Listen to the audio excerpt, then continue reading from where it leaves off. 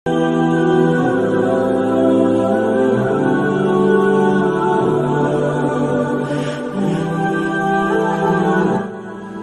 ইবাদত, তুমি ওই দিন আমাকে বলেছিলে যে আমাকে কয়েকটি বাক্য বলবে যেগুলো উপদেশমূলক।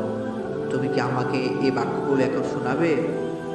শরীফ, তুমি এই মুহূর্তে একটি ভালো কথা মনে করে দিয়েছো, এর জন্য তোমাকে ধন্যবাদ। আচ্ছা, তুমি কি জানো কবিরা গুনাহ কি? না বন্ধু, আমি কবিরা গুনাহ কি জানি না। তুমি যদি আমাকে বলতে তাহলে হয়তো আমি জানতে পারবো। আচ্ছা ঠিক আছে, আমি বলতেছি।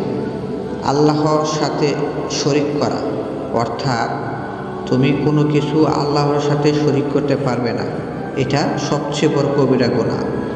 তারপরও আরও অন্যান্য কবিরা গুনাহ আছে, যেমন পিতামাতার অবাধ্য হওয়া। আমরা অনেক সময় রাগ করে মা বাবার কথার অবাধ্য হই। এটাও কিন্তু করা যাবে না, এটাও কিন্তু কবিরা গুনার মধ্যে একটি। তারপর হচ্ছে মানুষ হত্যা করা। তুমি কোনো কারণে মানুষকে হত্যা করতে পারবে না, এটাও কবিরা গুনার মধ্যে একটি। মিথ্যা শপথ করা, এটাও একটি কবিরা গুনাহ। তুমি কোনো কিছু নিয়ে মিথ্যা নিয়ে শপথ করবে, এটা কিন্তু কবিরা গুনার মধ্যে একটি। তাই সাবধান। বন্ধু, তোমাকে অনেক অনেক ধন্যবাদ। তোমার মাধ্যমে আমি আজকে শুনতে পারলাম কবিরা গুনাহ সমূহ কি।